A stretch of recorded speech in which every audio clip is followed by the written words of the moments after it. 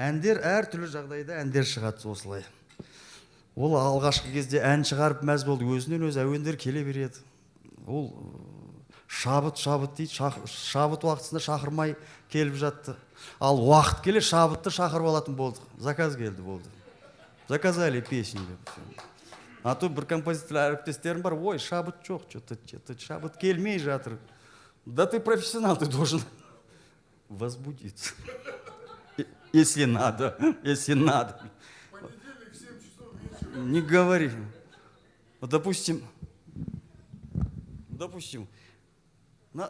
попросили, вот великий борец, мой старший брат, покровитель, мой друг, Давлет Урлыханов, мы уже давние друзья, уже 25 лет, тоже человек, экспромт.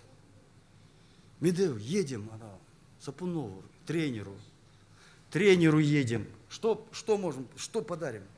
Да песню подарим, еще сейчас на позитиве же. Сказать, не, все, домой. А что за... Все, давай песню. Ну, Сапунова тренеру подарили песню, посвятили песню, супер, с Тимирланом. Через год уже привыкли, через год-два. Медео, Александр Карелину, нашему другу, юбилей, что подарим? Ну, конечно, песню уже подарили уже. А что, у Урлыханова денег, что ли, не было? Нет, денег-то дофига хватает, но песня-то, он-то человек уже творческий, с кем поведешься, у того наберешься. Понял? Люди дарили, машин все подарили, но чтобы... И Александру Карелину, Сан Саныч, наш общий друг, это герой России, это легендарная личность, трехкратный олимпийский чемпион по греко-римской стиле. Юбилей 50 лет. Давние друзья уже, благодаря Давлету Булатовичу мы уже такой небольшой. Я Александру Карелину сочинил. Ну, пришлось, да, ночь. Да, тот самый случай ночью. Шабат, куда ты делся? И все, представляю. Карелин, да-ба-да-да-ба-да. Все хорошо, что есть советская школа, советскую музыку много раз в фильмах. Леша Маклай, срочно. Александр Карелин, да, срочно, послезавтра улетаем. Кто такой? Ты что, не знаешь Александра? В Google зайди, через день приходит, все. Такая песня. В бесконечном безмолвии снегов, в самом сердце задумчивой тайги, средь сибирских туманов и ветров, в полувеке назад родился ты, чемпионский характер закалил, побеждал в поединках на ковре, ты народу и родине служил, добавляя величия стране. Карелин, в спорте кумир миллионов, первый среди чемпионов и просто народный герой. Карелин, ты для успеха рожденный, сильными непобежденный, и все мы гордимся тобой. Пьедестал 4 олимпиад, для атлета заоблачная высь, и отмечена золотом наград вся твоя героическая жизнь. Неспроста никому-то, а тебе силы духа Всевышний дал сполна, и не знать поражения в борьбе, и без меры душевного тепла. Карелин, в спорте кумир миллионов, первый среди чемпионов и просто народный герой. Карелин, ты для успеха рожденный, сильными непобежденный, и все мы гордимся тобой. Ты наш герой, Казахстан с тобой. Сан Саныч, ты наш дорогой.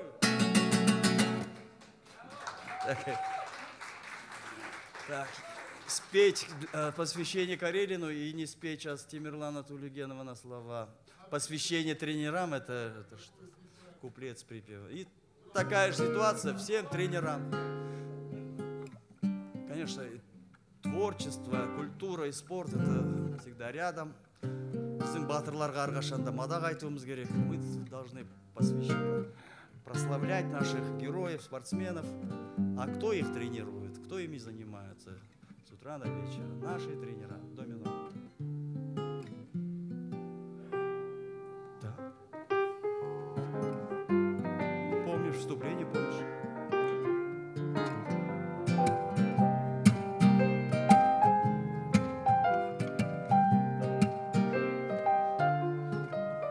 Ты же знаешь, не сразу я стал для людей чемпионом.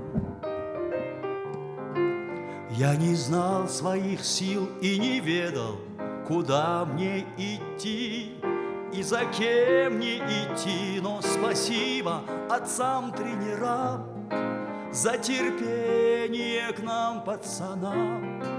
Они просто поверили в нас, я за них все отдам. Иногда мы пугались тобою поставленных целей. Иногда нам казалось побед не достичь никогда. Иногда, если б ты не возился со мной, я пропал бы, уйдя по кривой. Но к высокой вершине упрямо я шел за тобой. Это спорт, быстрее, выше, сильнее спорт. Отвага, смелость, удача, спорт. Здесь настоящая дружба всегда. Друг за друга горою спорт.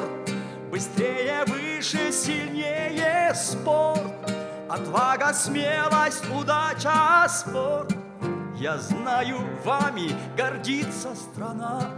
Навсегда ты со мною спорт. Навсегда ты со мною спорт. Ты же знаешь, не сразу я стал для людей чемпионом. Иногда мы пугались тобою поставленных целей. Навсегда ты со мною спорт.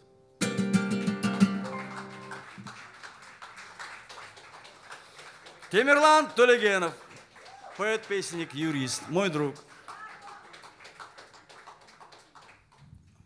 Недавно здесь Ерлан, все мы провели хороший концерт, такая поддержку беженцам Украины. Я тогда исполнил, на мой взгляд, первый раз так песню про маму. Сердце матери. Сердце матери. Чтоб дети не плакали.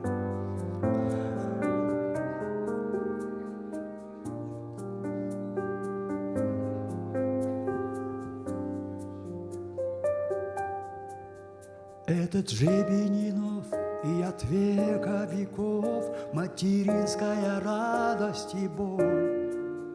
Все, что солнце и снег, все, что слезы и смех, это связано только с тобой. Ты расти с каждым днем на пути на твоем, я раскину цветы доброты. Ты сердце мое и дыхание мое, все, что есть у меня, это ты. Я прошу немного, будь добрей, я прошу любовью обогрей. У земли рассветной, у своей планеты, я прошу за наших всех детей. одари заботы их своей, помощи для них не пожалей. Радости света, добрая планета, я прошу за наших всех детей. Мало слов таких на свете, мало, что достойны слова мало, самых добрых в мире слов. Маме все тепло и нежность, маме, и не выразить словами самых добрых в мире слов.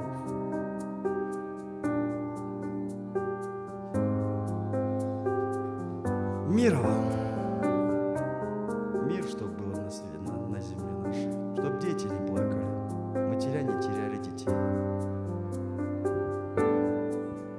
Ғарышты ғаламда, бақытты заманда, балалар болған бап-анасыз. Мейірім төкпесе, аялап өтпесе, балалар толған ба анасыз. Гүліміз солмасын, қайғы мұң қонбасын, анасыз балалар болмасын. Күн көліп көңілде, осынау өмірде, баланы бар адам қорғасын. Жүректің жылуын аяма, аналық мейірмен аяла. Өмірдің жалғасы, көңілдің арнасы, баламен қуанар бар ана. Сұраймын күннен де көктегі, сұраймын гүлден де көктемгі. Болса да қаншама, балаға бар шама, нұр төксін аналар соншама. Мама, әлемдегі жеке дара, керемет сөз өте дана. Мама қандай сүйкімді, маме все тепло и нежность, маме, и не выразить словами бесконечную любовь.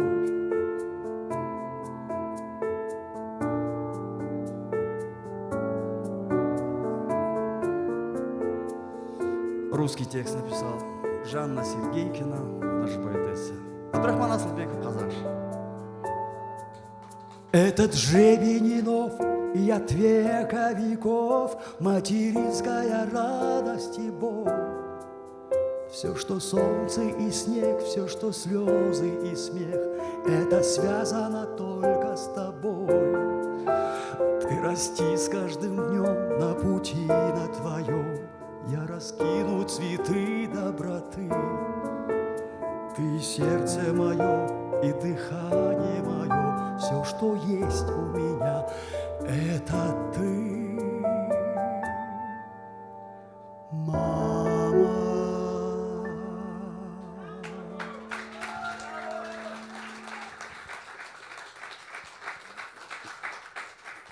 Да. Тоже надо петь такие песни о мире, о доброте, о детей. Давай немножко подримся. Мақтанышым. Опа!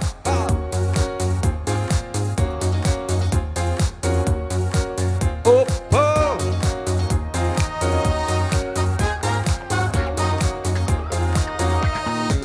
Мақтанышы маржанымсың, аңсап күткен арайлы ақ таңымсың. Жан жүрекке жылу берген, қуанышты қызықты шақтарымсың. Аялаған асыл жарым, көңіліңе көлеңке дарытпаймын. Сағыныштың сазыменен ән салудан бір сен деп жалықпаймын. Мақтанышым, мерейлі мақтаным, жасыл желек жайқалған бақтарым, бір өзіңе арналып тәттәнім, есіміңді жүрекке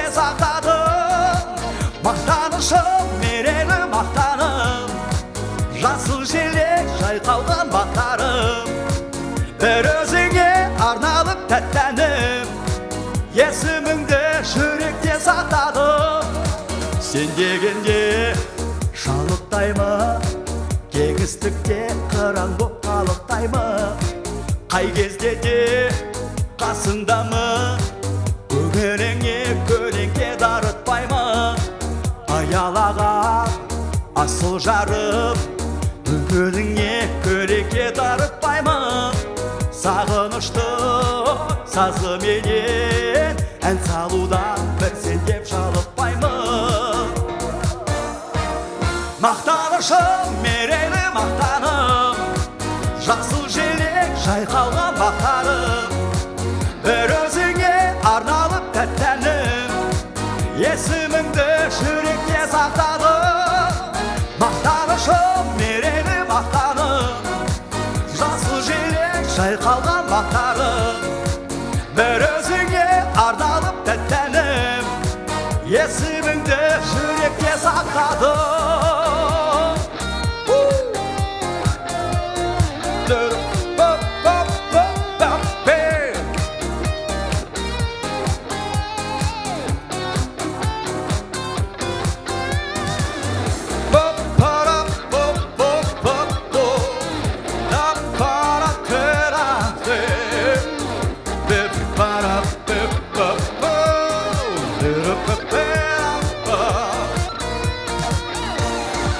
Мақтанышым, мерейлі мақтаным, жасыл желек жайқалған бақтарым, бір өзіңе арналып тәттәнім, есіміңді жүректе сақтадым. Мақтанышым, мерейлі мақтаным, жасыл желек жайқалған бақтарым, бір өзіңе арналып тәттәнім, есіміңді жүректе сақтадым.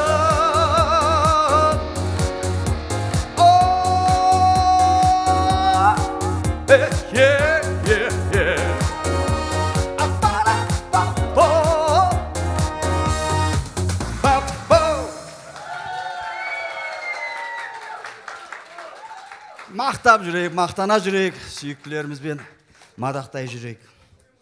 Ал қазір мен ортаға Алияр Өтетілеу Доғыл Шапалақ. Осында менің өнердегі шәкіртім, жас әнші, біраз байқауларға қатысып жүр. Қазақстан дауысында финалист болған, жүлдегер болған Жанғали Әбіш келіпті. Жанғали, бір-екі әуендетіп жібер қонақтарды. Жанғали Әбіш.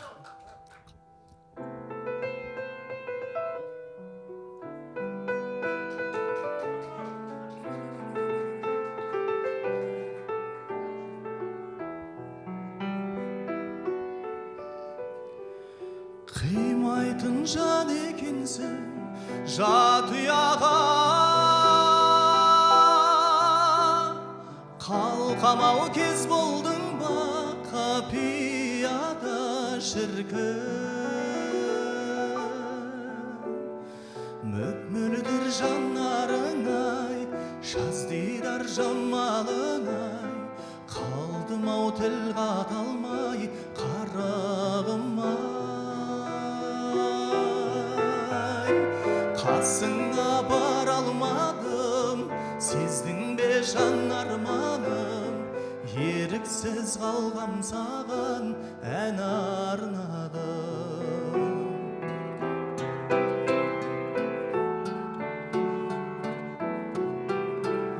Сүйсіндім сымбатыңа, қабағыңа, ұқсаттым масқаралтай маралына шіркін. Мөп-мөлдір жанарың-ай, жаздидар жамалың-ай, қалдым-ау тіл қата алмай қарағым-ай. Қасыңа бар алмадым, сездің бе жан арманым, еріксіз қалғам саған ән арнадым.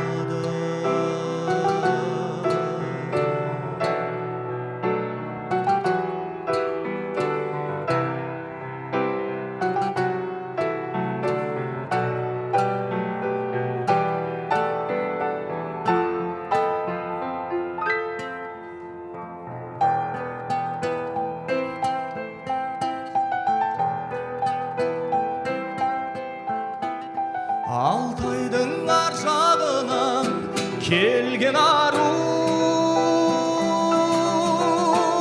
жарқ етіп қарағаның емге дәрі шіркін.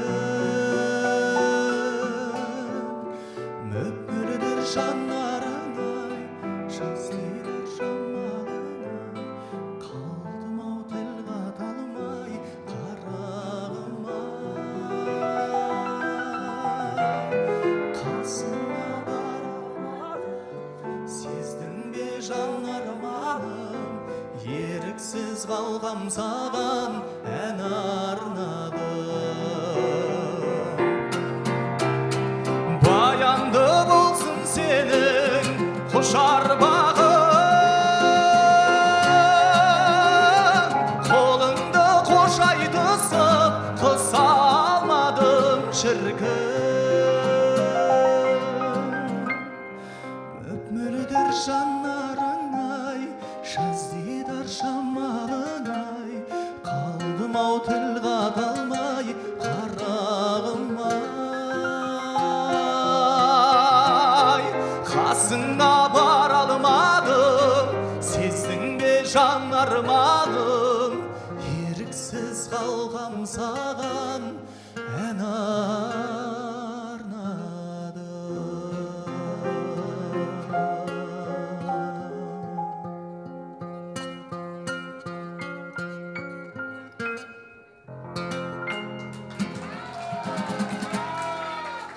Рахмет. Просто надо взяться за песни, и красиво надо сделать просто, и все.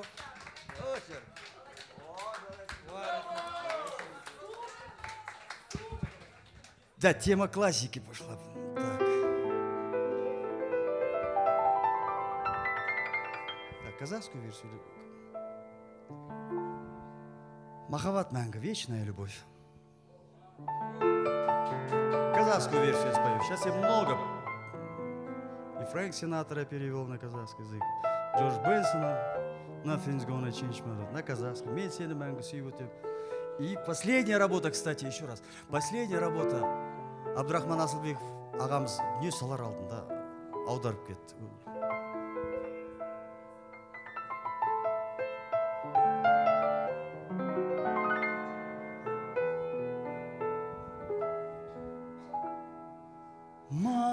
Махаббат мәңгі әлемге жар сала, бір өзің деп шалқимын ән сала.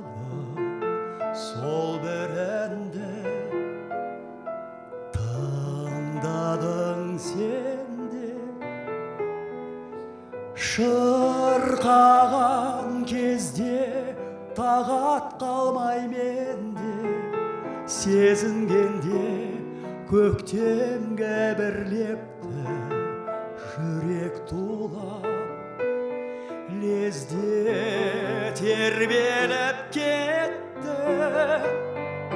Сол бір сәт соны қуанышқа бөлеп, екеумізді жақын жандар етті. Біздер сода шаттыққа кенелдік, бақытқа бөлендік. Бірақта тағдыр қаты кездемеді, жаса солай біз оған не деді. Өмір көрелік, арман алда.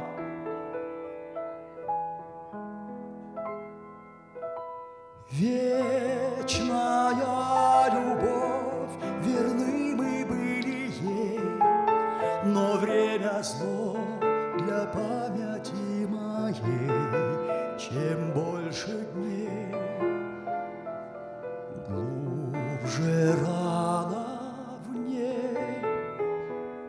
Все слова любви в измученных сердцах слились в одно предания без конца, как поцелуй, и все тянется давно.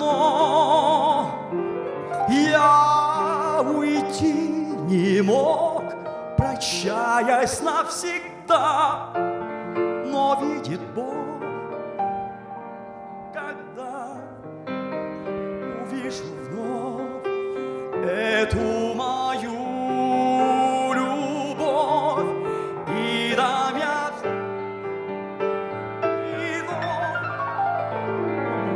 вечная любовь, живут, чтобы любить до слепоты и до последних дней.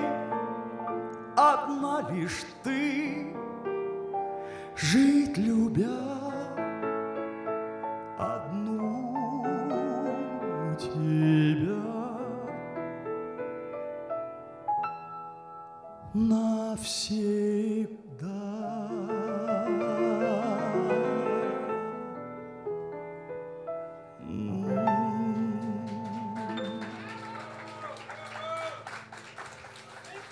Спасибо.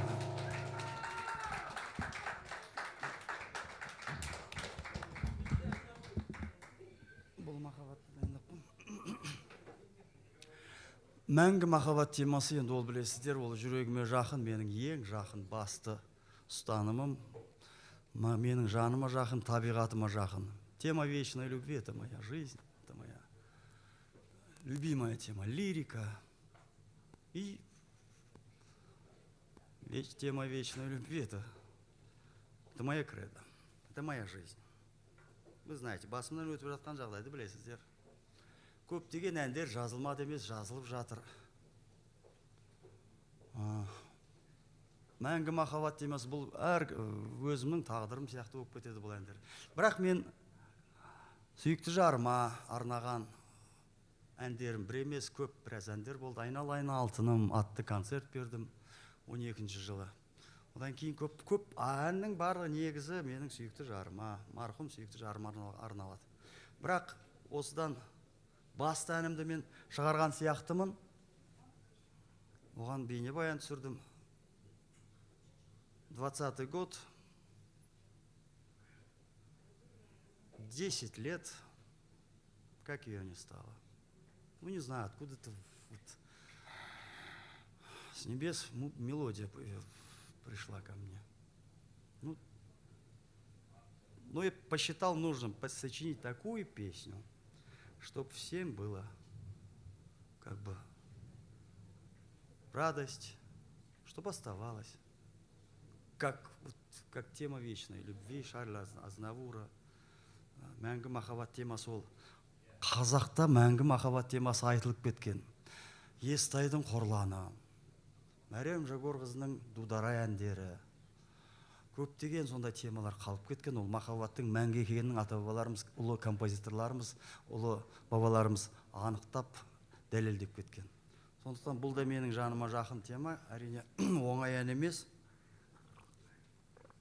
С вашего позволения, если такая тема пошла, я свою. Ну, на эту песню я снял клип в 2 версиях, кстати, это на казахском языке, и вторая версия на русском языке. Казахскую версию написала моя поэтесса наша Құрманай Бахтиярқызы, а орысша нұсқасын, опять же, Маклай. Леша Маклай наш. Но я сейчас постараюсь вместить. И на 2 языках я снял клип. Екі тілде де клип түсірдім. Қазірше телеарнада мүмкін енді той-думанға беруге тура келді. Басқа канал клипті көрсетпейтін сияқты ғой, бәрібір. Ойнадық, күлдік. Енді орысша нұсқасын күзден бастап бір каналға берерміз. Моя любовь. Бұл махаббат.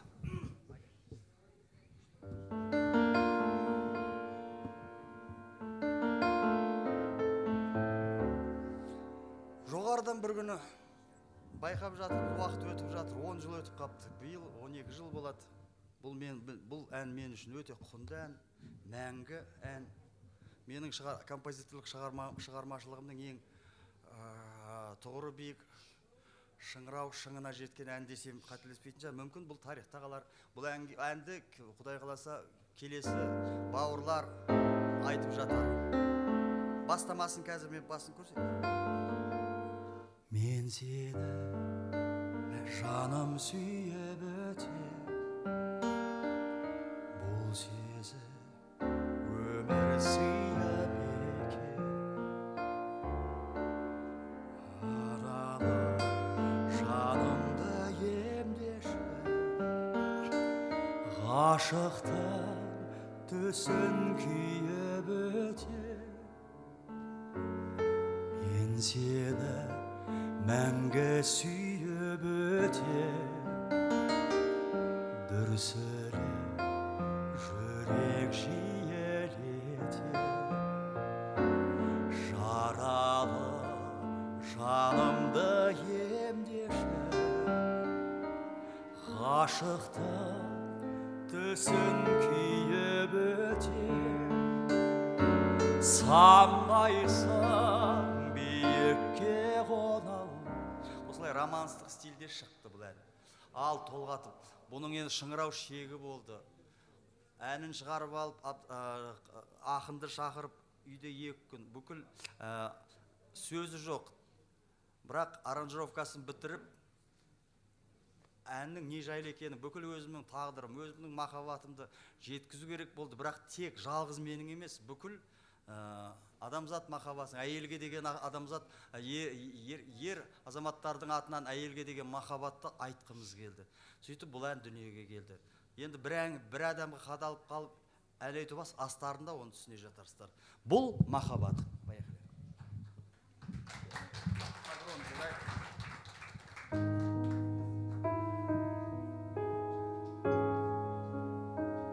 Аранжировка Ринат Гайсинмен 2 күн істедік. Тема, текст деп. Мен сені жаным сүйіп өтем, бұл сезім өмір сыйып екен. Жаралы жанымды емдеші, ғашықтан түсін күйіп өтем. Мен сені мәңгі сүйіп өтем, дүрсілін жүрек жиелетем. Жаралы жанымды емдеші, ғашықтан түсін күйіп өтем. Самғайсың биікке қона алмай, ертегі ғажап әлем сондай. Мен сенен таныдым өзімді, тағдырым өзіңмен бір болғай. Сүйіп өтем, пәк жүрегім жылы сұлу бекен.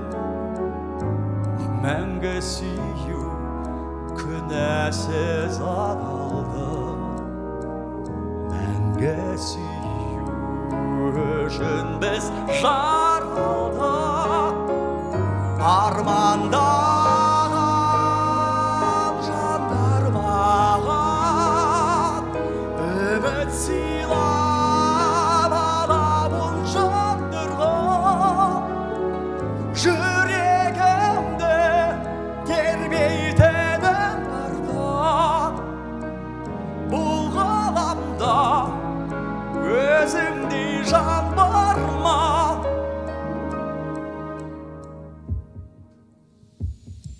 Я тебя укрою от ветров и свечу зажгу для нас в ночи.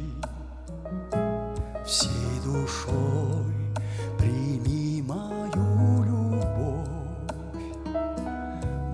Будь со мной и песнями звучи, так любить и слышать и прощать. На земле умеешь ты одна, бесконечно буду повторять. Небесам спасибо за тебя. Люблю тебя, люблю тебя. Тобой дышу, небесная моя. Ты солнце, свет, дорога и судьба. На всей земле одну люблю тебя. Тиши ночей и звук огня, твой голос вечно слышать буду я. Разлуки нет и нет мечты другой, одной тобой живу, одной тобой. Махаббаттың жары мәңгі, арайлаған арманындай таңғы. Махаббаттың әні мәңгі, тағдырымның жыры әні мәнді. Махаббатта аса тәнен бар ма? Мен өзіңді есіме алғанда, махаббатпен қол создық арманға. Бұл махаббат жаным сен таңғалма.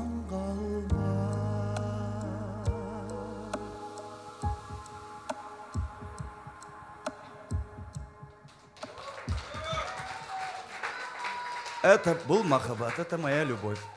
Мен анда-санда шығып тұрам ғой. Негізі менің алғашқы жұмысым әншілерді сақтайтын комиссияданмын. Мына кісі уже бір 3 сағаттай бір өлең айтып жатыр сіздердің алдарыңызда. Может, пожалеем его вообще?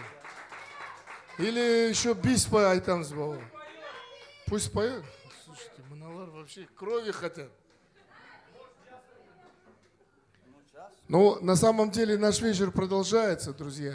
И я думаю, что сейчас будут еще песни.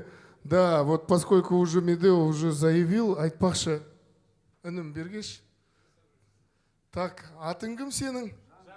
Жанғали. Жанғали. Еще раз ваши аплодисменты. Вот көрдіңдер ма, осындай біздің болашағымыз. Уже вот сейчас наши такие молодые ребята так шикарно поют. И вот Медео бауырымыздың арқасында осындай сахнаға шығып отқан балаларымызға, жастарымызға ақ жол тілеймін шын жүректен. Рахмет, бауырым. Но у нас здесь еще есть, у нас есть свои козыри в наших карманах. Сейшн будет дальше. Вечер этим не заканчивается. Сейчас Макең свою программу, которую он хотел сегодня спеть от души, сіздердің алдарыңызға ұсынып, шын жүректен. Вы знаете, вот почему сегодня вечер получился вход свободный? Мы долго обсуждали. Правда, был очень короткий период. Я вот қазақша айтқан Медеодің, я по-русски немножко добавлю.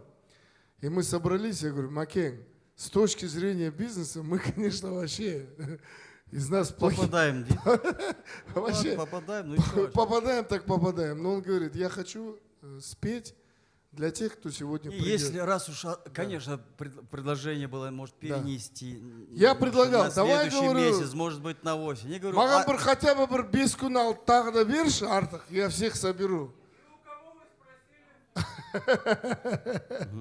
Темирлан тоже вот участвовал в Тоже разговоре. предлагаю. Да. Я настоял, все, айтылды ма, айтылды. 5 Да. адам жинала ма, 10 адам жинала ма. Вообще, Надо сделать. вот Закроем вашу ваши аренду, все аплодисменты, сам закроем. вот Дело не в этом. Я хочу сказать, это была его затея. Он сказал, даже если 5 человек придет, я буду петь. Ваши аплодисменты. Да. Медеу Арымбаев. Что? Кстати, вообще-то мы должны были слово предоставить. Забыли. Поем и поем. Желающие могут Да, я сказать. поэтому кішкене. Не в адрес мне, Даусын наш кішкене демалсын, да, да. на общую тему можно рассуждать. Медеу Арымбаев осындай міне Ерланның төрінде өстіп осындай концерт береді деген кезде мен бірінші айттым, мен барам. Өйткені сіздің даусыңыз керемет. Осындай халыққа деген тек қана дауыс емес, сіз өзіңіздің мейіріміңізді, барлық жан тәніңізді халыққа беретін сияқтысыз да.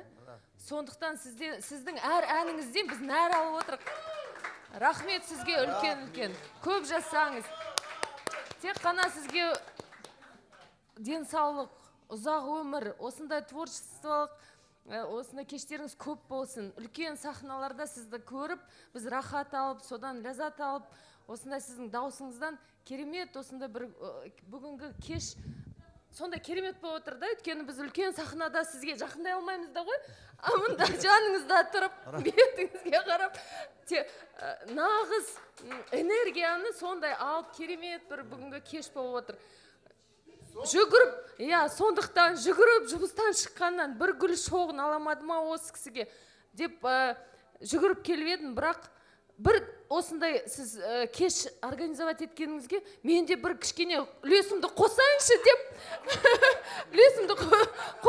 деп жоқ сізге деп жүгіріп келіп Ерлан ыңғайсыз болмайды ма деп За аппаратуру твою вашу. Рахмет. Это көңіліңе ниетіңе рахмет. Сізге рахмет. Осындай бүгін бізге керемет кеш сыйлағаныңызға, сіздің даусыңызға, Алла берген осындай даусыңызға сізге көпте рахмет. Рахмет сізге үлкен. Рахмет. Мәке, мынау саған таксиге болсын.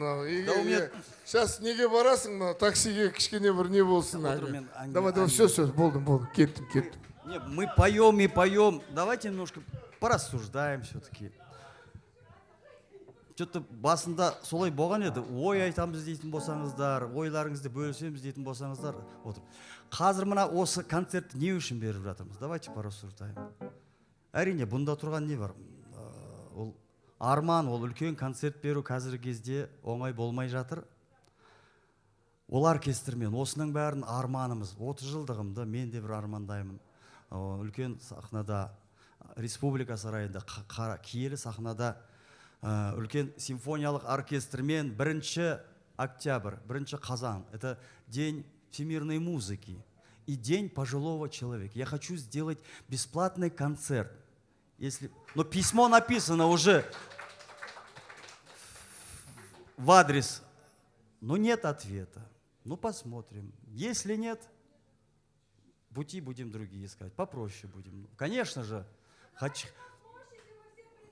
на площади, кто нам площадь даст? Все равно тот человек даст, этот, который во главе нашего города. Понимаете, хочется сделать бесплатный концерт для нас, старшего поколения. Я каждый год 1 октября выступаю бесплатно перед нашими пожилыми Наташками в домах пожилого человека, да. От всей души они рады. Я хочу, мое намерение сделать такой праздник. Песни, шедевры прошлых лет, и мировые хиты, и казахские песни, и советских период. Репертуара хватает. А на второй день я хочу сделать концерт уже совсем другого характера, это более современного. И мои песни, я уже раздаю свой репертуар. У меня более 100 песен, оказывается. Когда же я успею-то все это спеть? Придется вот такие вечера себе пробивать. Накопилось, было такое. Сондықтан қазір бір мәселені қозғала кетейін. Кеше ғана жаңалықта көріп жатырмын. Еліміздің батыр қызы, ерке қызы дейміз ба, батыр қызы. қазақ эстрадасының паспортына айналған Роза Қуанышқызы Рымбаева жайлы әңгіме айтып жатыр. Не дейді жаңалықта? Мен Қарағандыдан келдім, я только вот. Жамиля Серкебаева мен Роза Рымбаеваның концерті Алматыда өткізілмейтін болған сияқты. Неге? Соншалықты ақша құны, концертке өткізу құны 101 миллион теңге депті, оны бәрін ескен шығарсыздар. Құдая, онда сол Роза Қуанышқызы барыпты да дәл сол бәрін тізімін беріпті ма? Значит, Роза Қуанышқызына продюсерлер, сол Роза қызының Рымбаеваның атын жамылып, мүмкін нәпақасын тапқысы келген жандар болған шығар.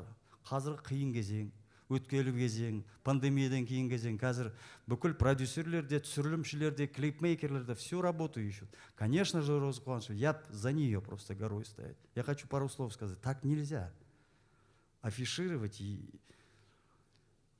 Мен ойлаймын, как живут в таких, өрелі, алға кеткен елдерде әншілері миллионер, миллиардер болып жатыр. Как они, интересно, спят? В таких развитых странах становятся свои звезды и миллионерами, наверное, каким-то образом. Как они, публика спят. А у нас, оказывается, если кто-то там во благо нашей Родины за идеологию начинаем концерты давать, если цифра появится, все, зачем нам? Можно эти же деньги. Ақшаны балдар үйіне болмаса мына жаққа жұмса деген әңгімелер жүріп жатыр. Ол мен қазір бір жоғарыда отырған министрліктерді, әкімшілікті қаралап жатқан жоқпын. Біздің қарапайым тыңдармандардың өзінен сондай әңгіме естіген мен жаныма жақты. Сонда оның алдында қанша жолдар салынып жатыр, шашылып, уақытысында қанша мемлекеттің ақшасы шашылып, экспоға кетті, анаған кетті, мында кетті. Сол кезде нағып тексермедіңдер деп сол тыңдармандарға айтқым келеді. Сол кезде нағып жанкүйер белсенді болмадыңдар дегім келеді. Сондықтан ондайды қою керек. Біреудің жаңағы. Бұның бәрі, соның бәрі Роза Қуанышқызы концертке өткізіп жатса, өз қалтасына салайын деп тұр ма екен? Елдің абыройы үшін еңбек етіп жатыр, елдің балдардың тәрбиесі үшін еңбек етіп жатыр деген сөзді айтқым келеді. Сондықтан ол да бар, көремаушылық, ол да бар құсайды. Сондықтан ондай әндер жанымызға жатып жатыр, басып жатыр. Ал жастарымыз кейде үлкен алаңдарды шулатып, стадиондарды жинап жатыр, бірақ не айтып, не қойып жатқан оны да естік. Одан гөрі сапалы, саналы, мән мағанасы бар концерттерді өткізген жөн деп білемін. Сондықтан тыңдармандар, блогерлар, құлақтарың алтын сырға айтатын болсаңдар, айтыңдар. Айтатын жерде айтыңдар, жөнімен айтыңдар сілтемелерді. Еще хочется, помните, 20-й год во время пандемии все в депрессняк упали, конечно же, понятно.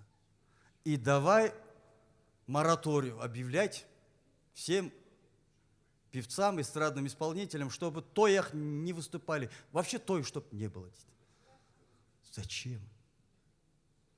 Куда вы смотрели, когда все наши миллиарды куда-то уходили? Тоже мы, что ли, виноваты, что ли? Во время пандемии, если что-то начали зарабатывать, все виноваты, все обокрали артисты, оказывается, всю страну, оказывается. Деген әңгімеді тоже. Сиқымға келмейді, сөзге, мән мағанасына келмейді, логикаға келмейтін жәндер бар. Бізде сол. Енді арамызда жастар, балдар бар. Жас қыздарымыз бар, әншілеріміз бар, енді жарқылдап, жұлдыз сымақ болып, өзінің жүрген, тұрғанында, жатқанында, барғанында барлығы түсіріп жатады. Соның бәрі мүмкін қарапайым, жаңағы күйзелген халыққа, көшеде жүрген, қиналып жүрген халыққа жүйкесін тоздырар, нервін қайнатар. Бірақ оның бәрі олай демеңіздер. Еңбегі сіңген Роза Рымбаеваға тиіспей қойыңдаршы деген айналайындар. Жөндеріңмен жүріңдер. Басқа есеп қысапты басқа жақтан іздеңдер, айналайындар. Бұл жағдайға келтірген Роза Қуанышқызы емес, халық артистері емес, Қайрат Байбосынов емес, айналайын. Әлібек Мұсайшы Дінішев емес, біз емеспіз. Сонда жөнімен қараңдар, айналайын. Керек болса біз тегін концертті де бере аламыз осылай. Вот это я заявляю этим, я хочу. Ал, Алияр, отырамыз ба? Барлығымыздан айтайық. Мұнда бөле жатқан ешкім жоқ. Кеше ғана Шымкенттен келдім, бір жет алдым. Шәмші Қалдаяқовқа арналған үлкен концертте бірге қатыстық. Нұрғали Нүсіпжанов ағамыз көкеміз бастаған. Роза Қуанышқызы, Нұржамал Үсенбаева қазақ вокалының мақтанышы. Шәмші Қалдаяқовтың концертін Шымкентте жоғары деңгейде эстрада симфониялық оркестрдің сүйемелдеуімен өткіздік. Шамшы Қалдаяқов это великий композитор. Лириканың королі десек, мен жаңылыспаймын. О вальстың королі деп, кеңес дәуірінде вальстың королі деп вальс тауып кетті. Елдің бәрі қалай болса солай айтты. Ал Шәмшің әндері былай айту керек. Қазір ақыр кезде мен Шәмшінің әндерін жоғары деңгейде, классикалық деңгейде көрсетпек ойда жүрмін.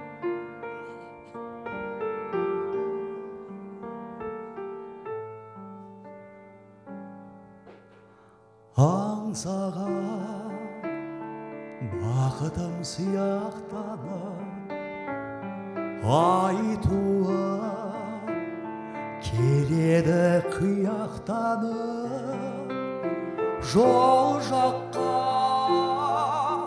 қараймын, сен жоқсың аяулы, кешікпей келем деп мен тұрмын елеңдеумен. Жол жаққа қараймын, сен жоқсың арайлы, кешікпей келем деп мен тұрмын елеңдеумен. Қайтейін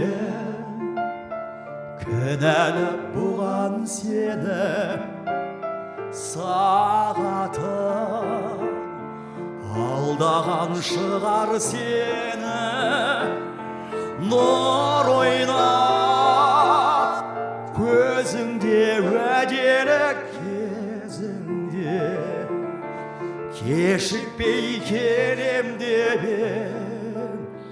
мен тұрмын елеңдеумен. Нұр ойнап көзіңде, уәделі кезіңде, кешікпей келем деп мен тұрмын елеңдеумен.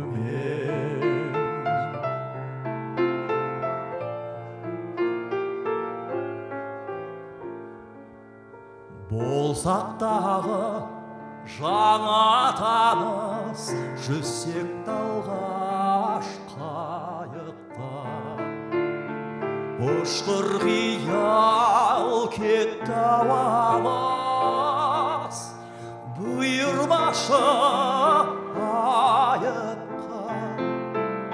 Самал болар толғандырған, айдын шалқар көл беті.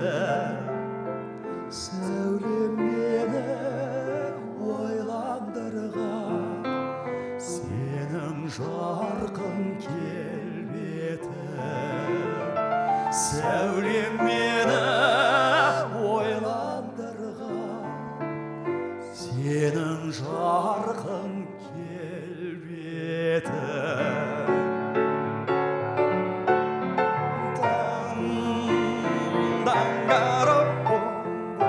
Представляете, если симфонический оркестр здесь, это же будет катастрофа.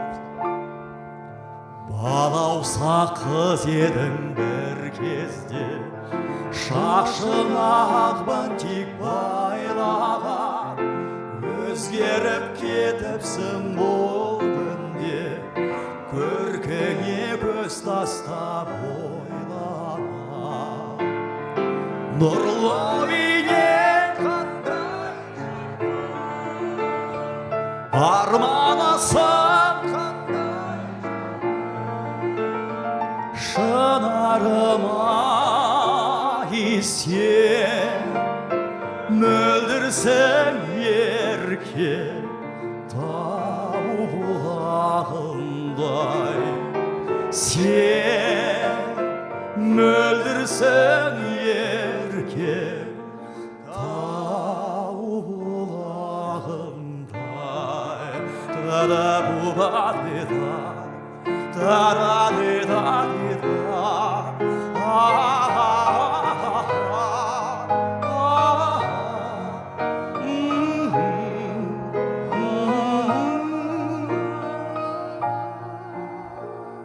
Сол бір кез есімде, жағасы бұлақтың айлы жаз кешінде сырласқан ұзақ түн сүйкімді бейнеңді жүректе сақталып арманым сол жерден сен едің тапқаным сүйкімді бейнеңді жүректе сақталып арманым сол жерден сен едің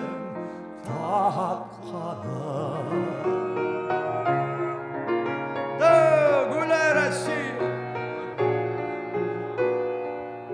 Тағы да сол жерге оралдым қайтадан әлі тұр гүлдерде самал жел шайқаған қол бұлғап шырақта тауда тұр аңсаған сен жоқсың бірақ та қайдасың қалқажан қол бұлғап шырақта тауда тұр аңсаған сен жоқсың бірақ та қайдасың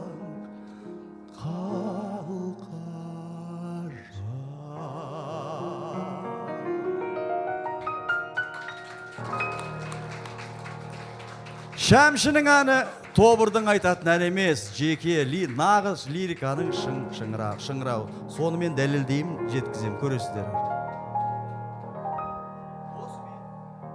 Құрметті достар, мен жаңа тікелей эфир жүргізіп жатырмыз ғой. Байқасам уже 2 сағат 50 минут уже біздің тікелей эфиріміз болып жатқан. Это означает, что Медеу Арынбаев работал, трудился для вас 2 часа 50 минут.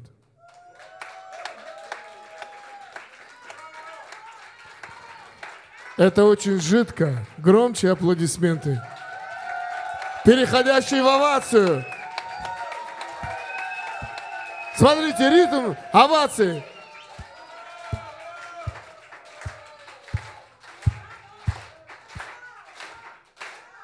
Вот. Рахмет. Енді Мәкен, Шерімді тарқатқан сияқтымын. Біраз әндер қап кетті негізі, жарайды, келесіде айтарымызда айта беретімсің.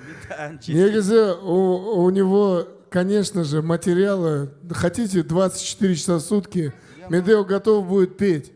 Но я считаю, с точки зрения комиссии, которую я возглавил Аренда сегодня... заканчивается. Не, вопрос не о аренде. Да я шучу. Вопрос защиты исполнителей от чрезмерного употребления. Я считаю, мы должны стоять на страже. Беречь голос прежде всего. Я хотел бы сказать, наш вечер на этом не заканчивается. У нас еще будет немножко здесь такой автопати. И в автопати у нас есть еще, пришла к нам в гости поддержать наша сестра Жанна Орынбасарова. И поскольку здесь Алияр есть, ее любимый, не любимый, а любимый аккомпаниатор. Да. Но я, прежде чем все это сейчас произойдет, я хочу еще раз сказать. Давайте поблагодарим сегодня Медеу за его маке. Спасибо. Я чувствую по вашим аплодисментам, по энергетикам. Сегодня это был его на самом деле самый настоящий благотворительный вечер. Он хотел сегодня встретиться и подарить вам, и сказать вам, жизнь продолжается, несмотря на все пандемии, несмотря на все трудности, несмотря на все, что с нами случилось и, возможно, с нами произойдет. Наши уважаемые гранды, они с нами, они поддерживают нас и дарят нам все, что есть у них, самое святое и драгоценное.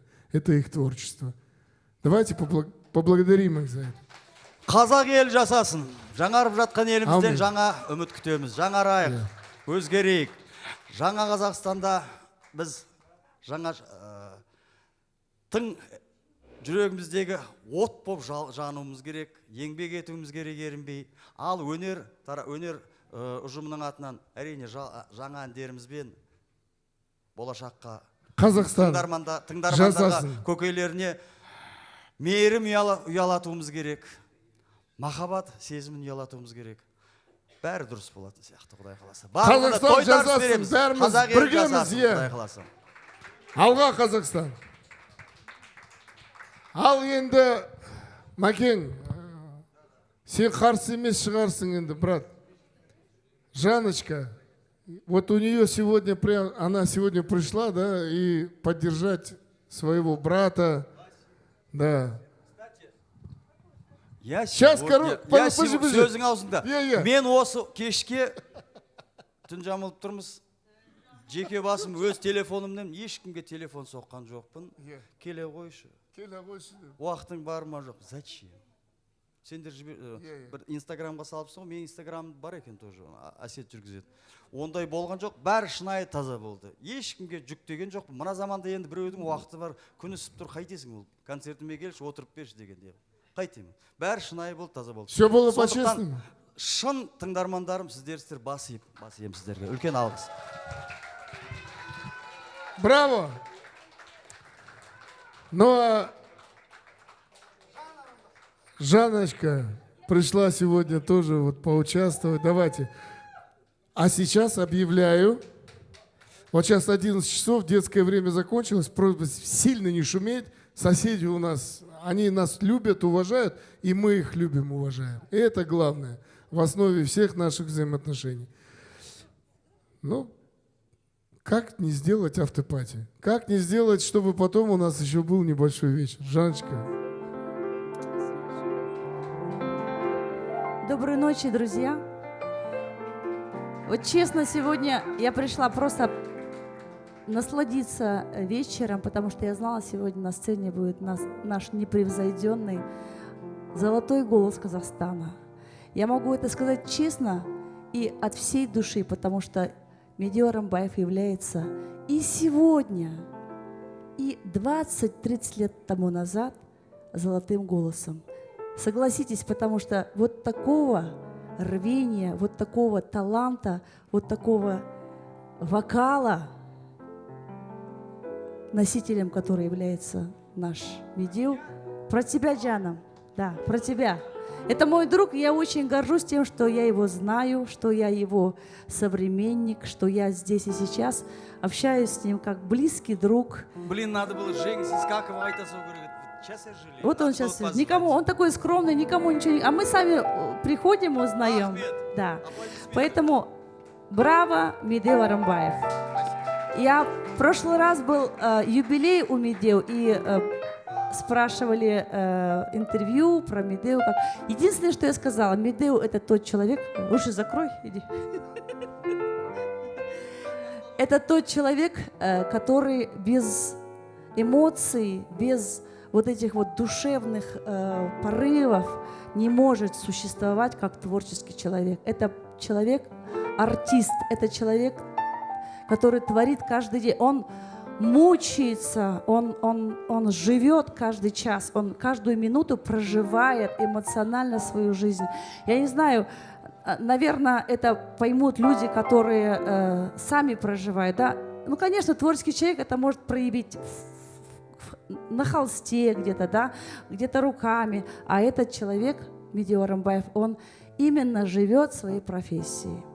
Я даже иногда думаю, как так можно, ну просто же кайфую, вот, ну да, а он не может просто так кайфовать, ему нужно через свои вот это вот крайности создавать. Вот он такой человек, и он создает такие шедевры. Каждая песня его, в его сочинении и в его исполнении — это шедевр. Я кайфую, честно. И давайте скажем огромное спасибо Медею Арамбаеву за то, что он сегодня нас порадовал своим вот таким вот душевным вечером. Вот таким, честно скажите, да, мы и поплакали, и посмеялись, и просто раскрыли свою душу. Что нам, обычным, простым людям, созданным Всевышним, надо в этой жизни? Вот эти именно чувства, которые Он нам сегодня дал. Сегодня были раскрыты все темы, которые мы, как люди, проживаем каждый день. Иногда мы забываем об этом, а Он сегодня нам раскрыл их как будто естественно. Мы поблагодарим и про родителей, и про любовь, и про дружбу, и про каждодневную суету. Сегодня Он нам вот буквально в эти 2,5 часа просто подарил. Спасибо большое, Медеукин. Я его обожаю, я его люблю. Спасибо. Өзіңнің әнін айтшы, айналайын, қазақша. Жүрегімде. Джазовая буржуазная песня. Что за буржуазно? Знаешь? Начинается прикалываюсь. буржуазная Тогда песня. же было ж А мы так что, же. не буржуи разве? Тут в Никаких Казахстане столько септакордов, буржуев никаких живет, поэтому септакордов. нормально Что все. такое? Взяли, вечер начинаете портить. Идеологически чистый вечер Эй. происходил. Аңсаған армандай, жүректің сырындай, келеді махаббат, көктемнің таңындай, шуақты күндерім, жұлдызды түндерім, махаббат әнімен, жүрекке қонғандай, махаббат асыл жандай, ғашықтар жұлдызындай, жарқырап жайнай берші, самғап ұшқан аққудай, махаббат әні қандай, арылмайтын армандай, жарқырап жайнай берші, алаулаған жалындай, жүрегімде өмірдің гүліндей, көңілдің көліндей, келеді махаббат бір нәзік сезімде. Шуақты күндерім, жұлдызды түндерім, махаббат әнімен жүрекке қонғандай, махаббат асыл жандай, ғашықтар жұлдызындай, жарқырап жайнай берші, самғап ұшқан аққудай, махаббат әні қандай, арылмайтын армандай, жарқырап жайнай берші, алаулаған жалындай. Махаббат асыл жандай, ғашықтар жұлдызындай, жарқырап жайнай берші, самғап ұшқан аққудай, махаббат әні қандай, алаулаған алындай, жарқырап жайнай берші, жаңап деп стей, махаббат асыл жандай, жаңап деп стей, жаңап махаббат әні қандай, арылмайтын армандай, жарқырап жайнай берші, алаулаған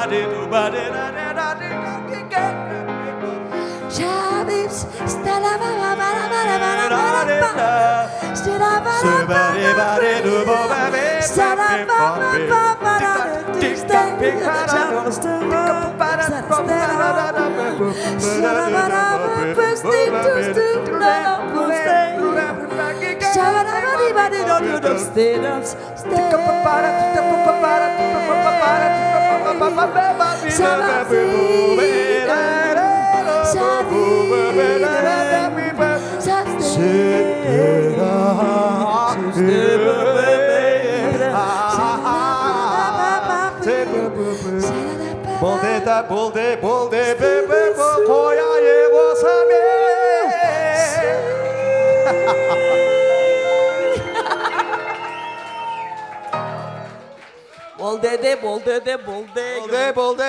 Болды, хватит.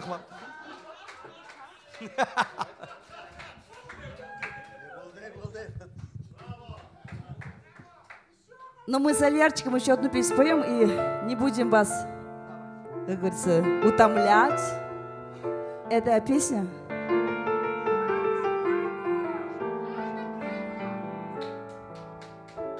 авторская песня «Душа».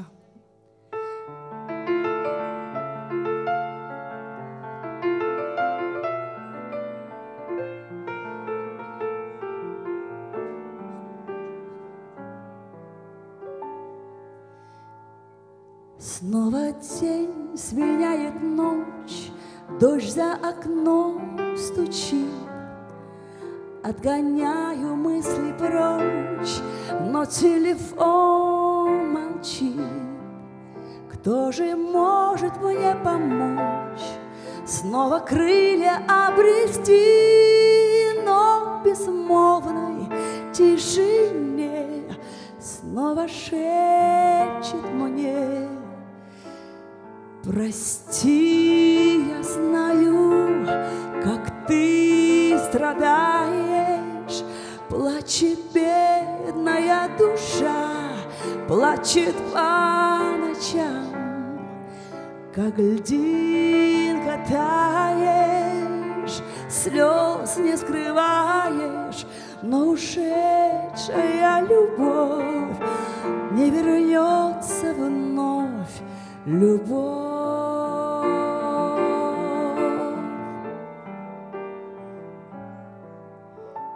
Незабытый образ твой мне снится по ночам. Я скучаю, ангел мой, и сгораю, как свеча. Кто же может мне помочь и любовь мою спасти, но в безмолвной тишине снова шепчет мне: прости, я знаю, как ты страдаешь, плачет бедная душа, плачет по ночам, как льдинка таешь, слез не скрываешь, но ушедшая любовь не вернется вновь. Любовь.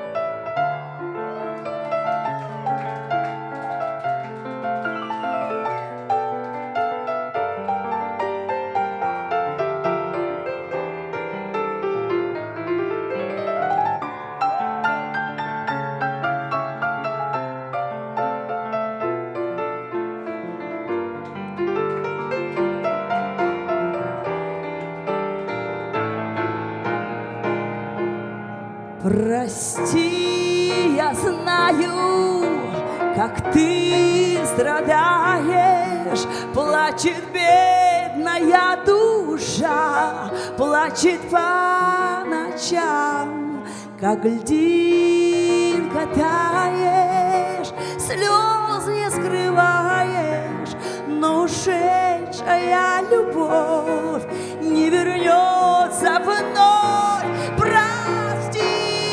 Я знаю, как ты страдаешь, плачет бедная душа, плачет по ночам, как льдинка таешь, слезы не скрываешь, но ушедшая любовь обернется вновь.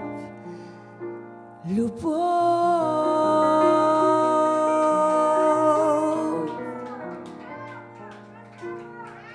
любовь.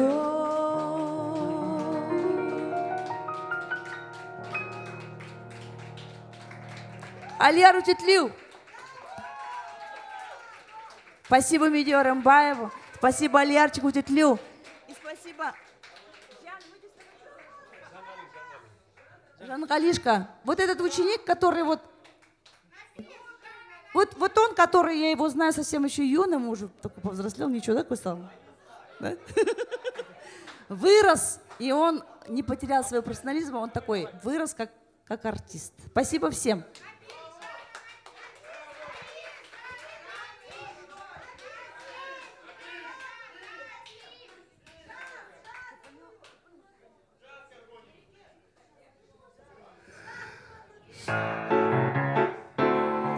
На бис. Ну хорошо, на бис. Танцую все. Барабанов нету, блин. Кеклинкетте бұзбала шашың майда, әстемеген жігітке қыздар қайда. Ой, маған күлім көз сығыралай шаш, кездестірмет өзіңе осындайда. Қызылқұмда ауылым, қыз бұзбала сауығым, өзің менен ойнамай басылмайды мауығым. Қызға жігіт құмарай, қыздар мойнын бұрадай, көріп қойса шешесі сарт еткізіп ұрадай.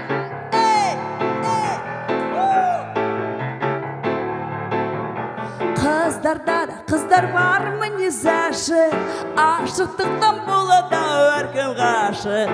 Қапелімде шешесі көріп қойса, ұялғансып қалады бетін басып. Қызылқұмда ауылым, қыз бұзбала сауығым, өзің менен ойнамай басылмайды мауығым. Қызға жігіт құмарай, қыздар мойнын бұрадай, көріп қойса құралай, шарт еткізіп ұрадай.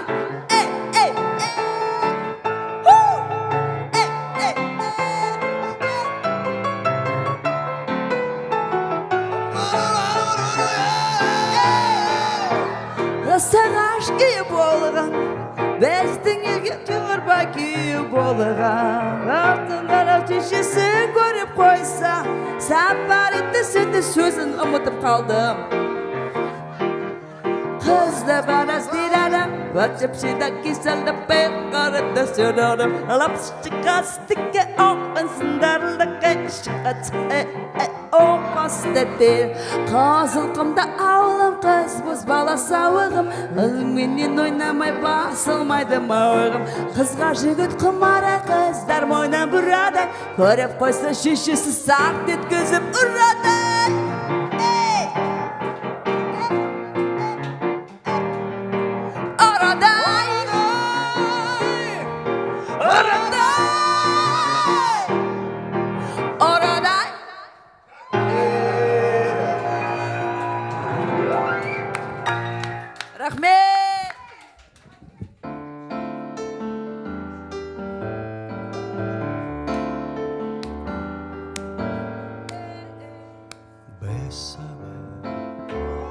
Bésame mucho,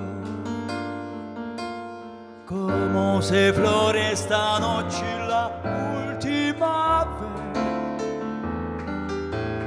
Bésame, bésame mucho,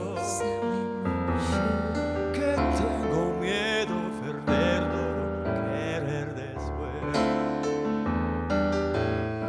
Bésame.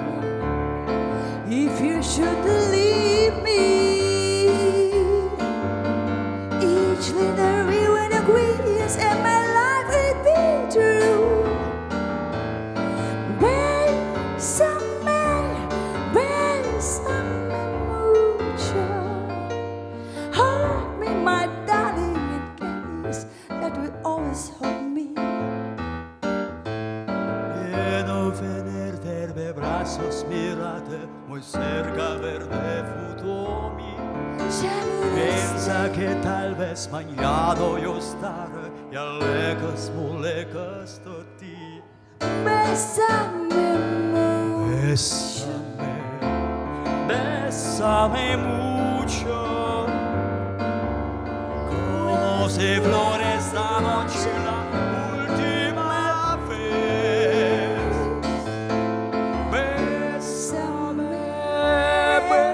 Bésame mucho, que tengo miedo perderlo, querer después. Көктем қанда шырайлы шұғылалы, мың құлпырып қызғалдақ құлпырады. бақытты жан екеуміз бар әлемде. Ешкім сырын білмейді оның әлі. Таң қаламын келбетіңе қараймын да, ғарыштағы сәулелерден жаралдым ба. Сүйем сені, сүйем сені, сүйем сені, оттай ыстық жүрегімнен аралдың ба. Берум барам тига пипопепасике нарадубабадine беберебира пипапикабесу debarera bubapigareta migada derarabadideba sebedebarera badire Kezeray yerge kezeray Kezeray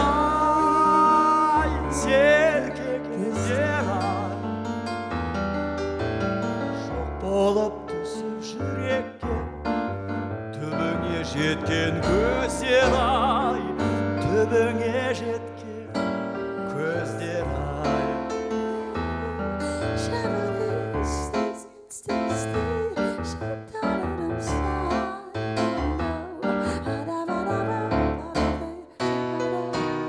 The shadow of your smile when you are gone will color all my dreams and light the door.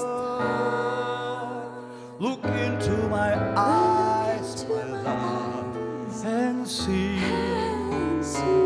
all the lovely things you are to me. A wistful little star was far to hide. A teardrop kissed your lips, and so did I. Knowing and remembering all the joy that love can bring, I will be remembering the shadow of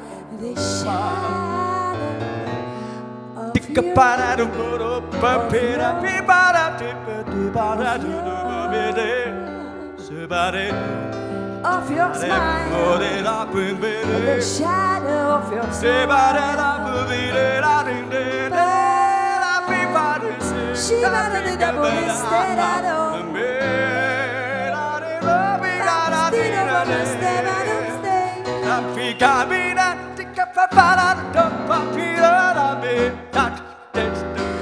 the whisper it does dance. Our heart is fine. Oh, Baba, the stable still. The shadow body step up, would have stayed, would have stayed.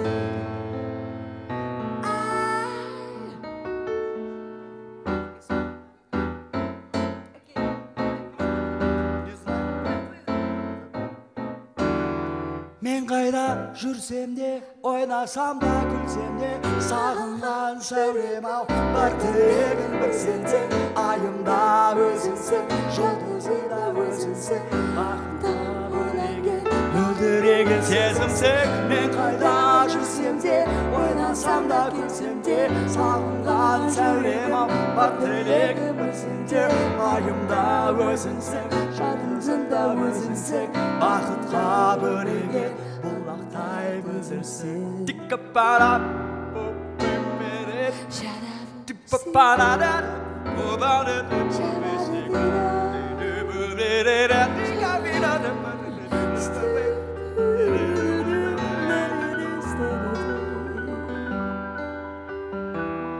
жаным ау жайдарлы, жарқырап жанасың жұлдыздар. Өзіңнен айналдым, тартасың өзіңе қарасай. Мен қайда жүрсем де, ойнасам да күлсем де, сағынған сәулем-ау, бар тілегім бір сенде. Айымда өзіңсің, жұлдызымда өзіңсің, бақытқа бөленген мөлдіреген сөзіңсің. Сен қайда жүрсем де, ойнасам да күлсем де, сағынған сәулем-ай, бар тілегім бір сенде. Айымда өзіңсің, жұлдызымда өзіңсің, бақытқа бөленген ұлақтай өзіңсің, бақытқа бөленген сүйікті өзіңсің.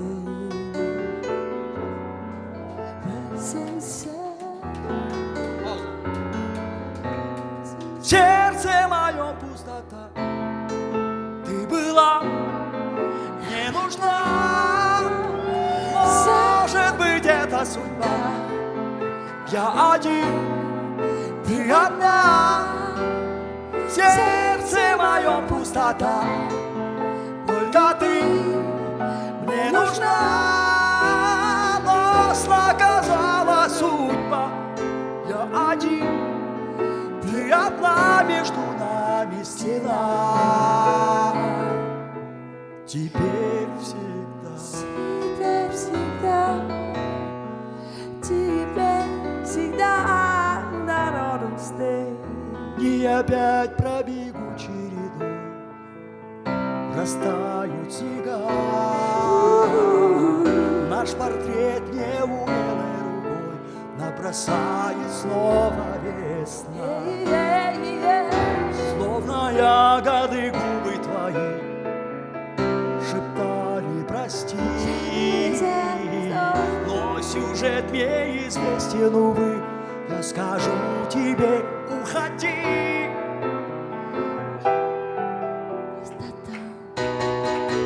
В сердце мое пустота, ты была мне нужна.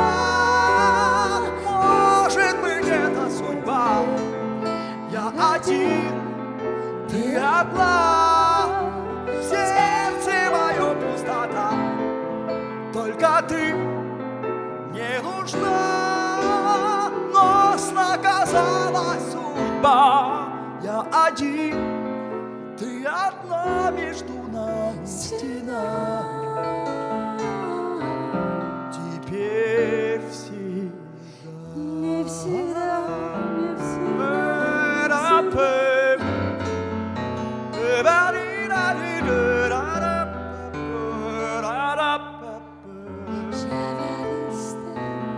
туған жер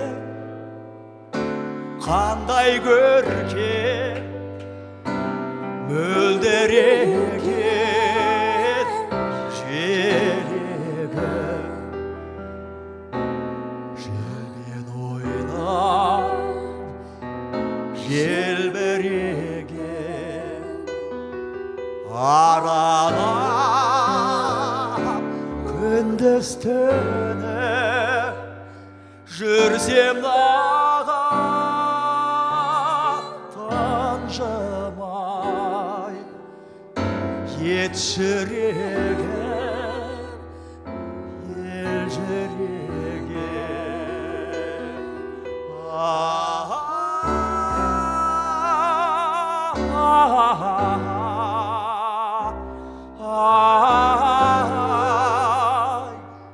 танжымай ет жүрегім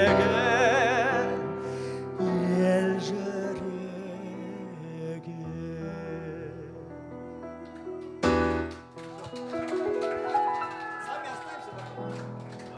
Медеу Арамбаев. Медеу Арамбаев. Алия Рудетлиев. Жанна Арынбасарова және біздің жас ініміз Жанғали Әбіш. Дуғоша бала. Дорогие друзья, рахмет большой нашим музыкантам, нашим артистам. Я смотрел сейчас эфир, это было 3 часа, почти уже 30 минут. Вот они готовы петь дальше, но на этом наш эфир заканчивается. Өйткені кел демек бар, кет демек жоқ. Еще раз. Всему бәріне күнәлі Медеу Арынбаев.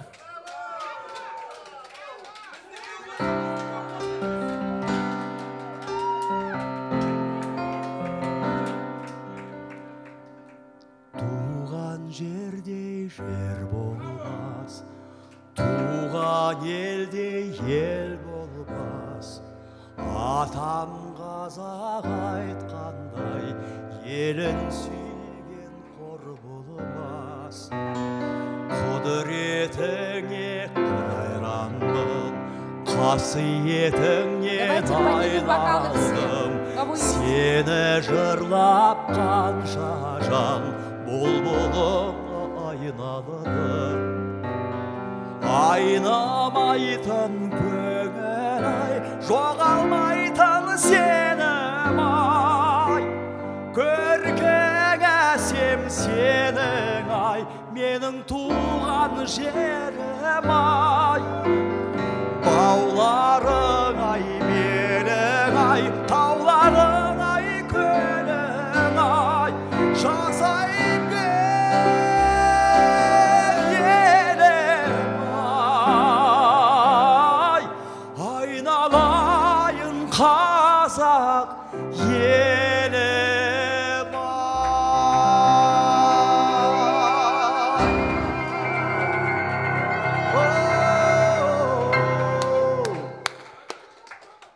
Песни на все случаи жизни готовы мне, так что не отвяжьте. Домой идите.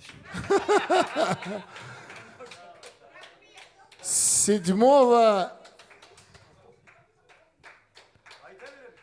Медеу Арынбаев, да, көп рахмет. Ну, на этом наш прямой эфир заканчивается, друзья. Еще прямой эфир идет. 3,5 часа. Я думал-то все закончится. Нет, мы прямой эфир. Я мог бы себя вести поприличнее. Это была самая приличная музыка, которую я слышал последние, наверное, лет 5. Медеу Арынбаев!